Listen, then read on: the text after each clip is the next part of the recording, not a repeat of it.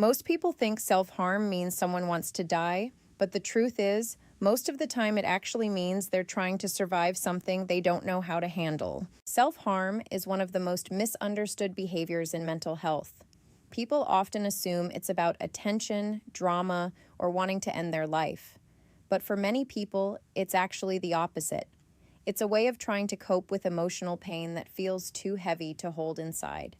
Sometimes the emotions are overwhelming. Deep sadness, anger, shame, loneliness, or anxiety that feels like it's consuming them. And when someone doesn't know how to release those emotions safely, they may turn that pain inward. For some people, it's not even about feeling too much. It's about feeling nothing at all. Emotional numbness can happen with trauma, depression, or extreme stress. When someone feels disconnected from themselves or the world around them, self-harm can temporarily make them feel something again, even if that feeling is pain. The idea of self-harm usually doesn't appear out of nowhere. It often stems from things like emotional trauma, neglect, bullying, feeling constantly criticized, or growing up in an environment where emotions weren't safe to express. When someone learns early on that their feelings don't matter, they may grow up not knowing how to process those emotions in a healthy way. There is also a biological side to it. When the body experiences physical injury, the brain releases endorphins, natural chemicals that can temporarily reduce emotional distress. So the brain starts learning a pattern. Emotional pain leads to self-harm, which brings temporary relief, and that relief can unintentionally create a cycle that becomes hard to break. Many people who struggle with self-harm are not trying to die.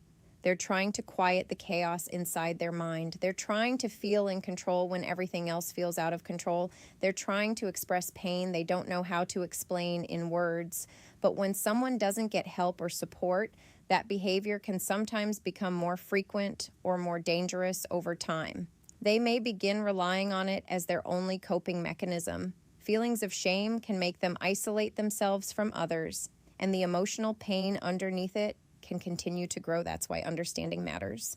Because when someone feels seen instead of judged, heard instead of dismissed, and supported instead of shamed, healing becomes possible.